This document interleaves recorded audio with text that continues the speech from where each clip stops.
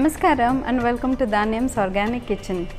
In today's program, we are going to see Perenda Podi. Perenda in English it is known as devil's bone. I was like searching what is the English name for Perenda and I came across this devil's bone. I don't think I will be interested in eating anything if it is called as devil's bone, dragon's ear or demon's tail.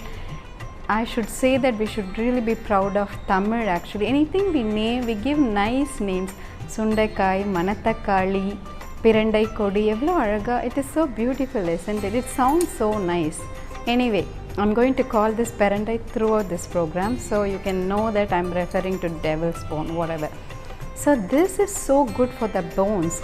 Especially when children are growing up, it is important that their bones should be strengthened. You can just, it's like a medicinal herb, so you have to add only a little. Let's say you can give it once in a month or so. We have a tendency, have you noticed, if we come across something it is good for our health, then we'll heap it up in our kitchen. But anything that is medicinal should be consumed in small quantity, whether it is sundakai vattal that we usually take on Dwadasi day, anything that is medicinal, you take in small quantities.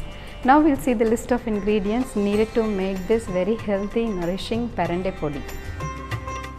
Pirandai or welt grape, 1 tablespoon. Urad dal, 1 tablespoon. Tuar dal, 1 tablespoon. Dhania, 1 tablespoon. Dry chilies, 3 or 4. Tamarind, a small ball. Pepper, 1 teaspoon. Methi or fenugreek seeds, 1 teaspoon. Hing, 1/4 teaspoon. Sesame oil, 2 teaspoons. Salt as required.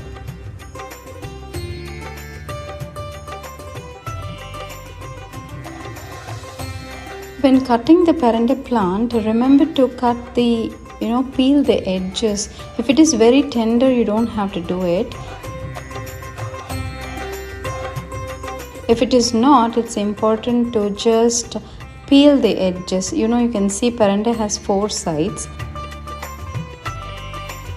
So you can just remove the skin slightly and then cut it. You can chop it to small pieces. First we will dry roast a few items. Let's heat a kadai and add urad dal.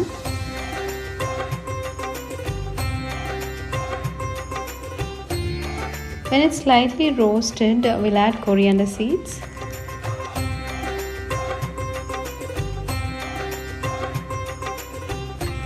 And then we'll add tuar dal and mix well.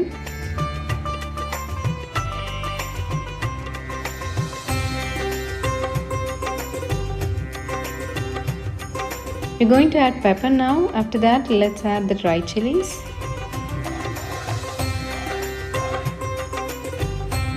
See, it's getting roasted very nicely. The aroma is so nice. Now it's the time to add methi to it. It gets roasted very quickly, so it's better to turn off the heat and then add it. Now we'll add a bit of hing to it. We have used some dals here, so it's better to add hing here. It kind of balances it. Going to let this mix cool for some time. We can transfer this to a plate. In the same kadai, add sesame oil, and I'm using Dhanyam's organic sesame oil here. It's cold pressed and unrefined. It's made using the traditional methods where much heat is not involved, so the good nutrients in sesame seeds are not lost. It's preserved. After adding oil, we'll add the Perandai pieces. We'll saute it nicely for 2-3 minutes. You can see the color change here. We can turn off the heat and add tamarind.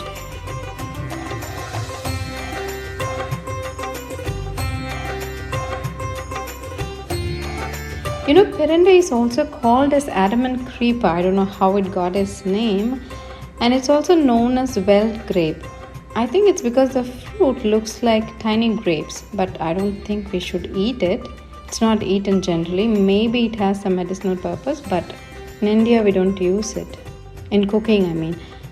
The Perandai stem is the part that is commonly used in our country. It treats indigestion, fractures and sprains, and it's identified as one of the best medicines to remove worms in the digestive tract. So we can include it once a month or so in our diet. In Sanskrit, it's called as Vajrangi, and in Tamil also it is known as Vajravalli. Such a beautiful name for the one that fixes bones. So for stronger bones and teeth, nature has provided with such a beautiful plant. You can grow it just by cutting a node of the stem and plant it. It grows so well. You can also gift it to your friends.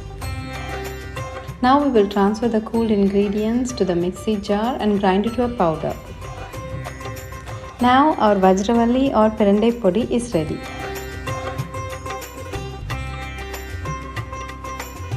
I hope this recipe was very useful to you. You have this, you can give to kids. And I forgot to tell you, when you're plucking this perenda plant, you have to smear some sesame oil because sometimes it can be itchy. When I plucked this perenda, it was not, luckily. Maybe because it is from my own garden which I am watering every day, maybe on alternate days. But it is, I think it belongs to cactus family, because even if I don't water, it doesn't seem to worry about it. Because you can see only the leaves here or there, you saw the plant, right? So I love the plant. It looks like a modern art. So I thought I will just grow it, and whenever I need it, I just pluck 2 or 3, and it makes a very good podi actually. So you try this recipe and let me know how this came for you. We'll meet in our next episode. Thank you so much for watching Dhanyam's Organic Kitchen. Namaskaram.